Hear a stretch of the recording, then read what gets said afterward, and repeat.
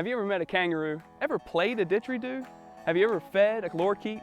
Well, you could travel 9,000 miles to Australia to do these things, or you can come with us to Horse Cave, Kentucky to visit Kentucky Down Under.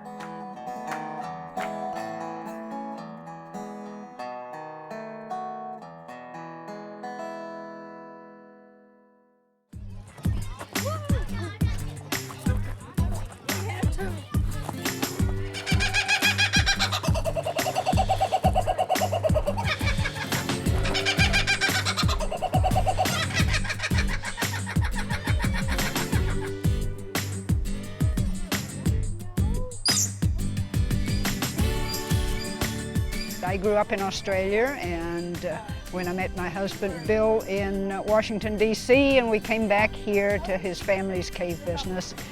And I kind of got lonesome for the critters of Australia, including sheep and dogs and kangaroos. And so first of all, I decided I had to have some sheep so that everything smelled right. And then, of course, one thing led to another, and we decided that we might as well make a business of it rather than having all these creatures without any real purpose in life. And so that's when we decided to do Kentucky Down Under.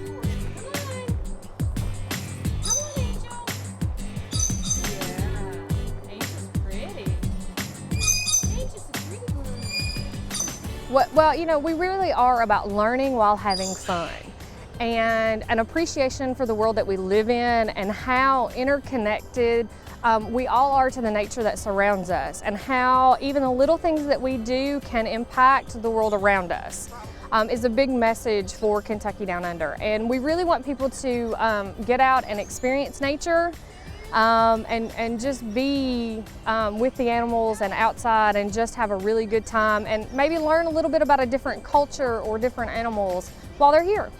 This is a red kangaroo. They're a little bit, the females are a little bit more gray. They're also known as blue flyers in Australia. And if you see there, that is actually her joey sticking its feet out of its pouch. All right, how big do you think a baby kangaroo is when it's born? Actually, they're about this big. They're about half an inch. Or they pretty much look like a little pink jelly bean. They have no hair, no eyes, no ears. They have a Kentucky tiny Down little Under nose, is tiny a little truly hands-on, interactive, Australian-themed animal park. When people get here, they actually get to interact with the animals that we have. You got it, that's it.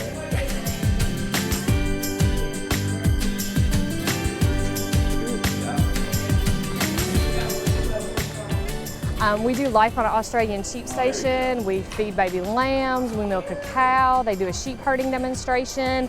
You get to learn how to try to play a didgeridoo at Camp Corroboree. We have two fabulous walk-in aviaries where people get to feed the birds. One of them is seed birds and one of them are nectar birds.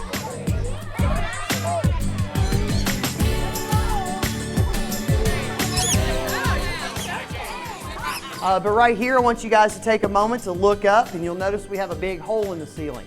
Well, this hole is our natural entrance. This cave was first discovered back in 1799 by a little girl named Martha Woodson. She found this on a hot summer day when she was simply picking blackberries on the hillside above, and she felt the cool air coming out of the cave.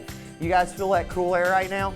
Yeah. Well, this is the exact same cool air little Martha felt. So she got curious, followed it around, and found it coming out of this hole here. She got excited. She turned around, ran home, told her two big brothers about it.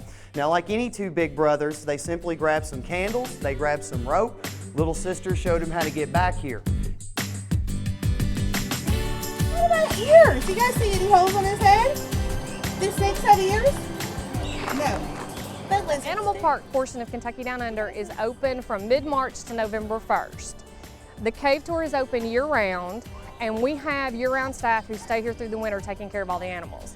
Now, we have winter housing where we move all the animals to help facilitate and make it more efficient, but we have staff here year-round that takes care of the animals. Spot is a rainbow spotted python. When they visit here, I hope everybody will leave with a greater appreciation for our connections with both wildlife and with domestic animals.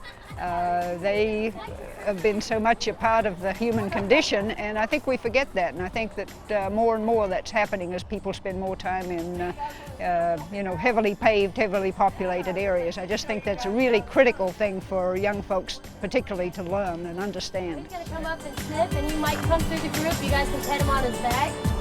But red kangaroos are the biggest.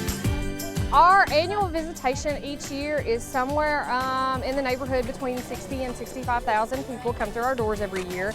A good portion of that number is school kids in the month of May and in September and October. All right, everybody except for a few parents in here raised their hands. That's a lot of people, even Australians, will come through here and say, when they leave, well, that was truly, truly authentic. And we've learned more about kangaroos at Kentucky Down Under than we ever learned in Australia. So, yeah, that's rewarding too. Well, it's like having a little bit of home. It really is. I can come here every day, or as I did for many years, wake up here and feel at home both in Kentucky, which is a wonderful place in its own right, and I've combined two worlds, really. My husband always said, well, if you were missing something in your life, then make it happen. And so that's kind of what we did. I think that we have a wonderful experience to offer folks. We're all about hands-on, and we're all about something different every day from all of our staff, and I just think that we really offer people an incredible experience they're not going to find anywhere else. And I say, come on, enjoy it.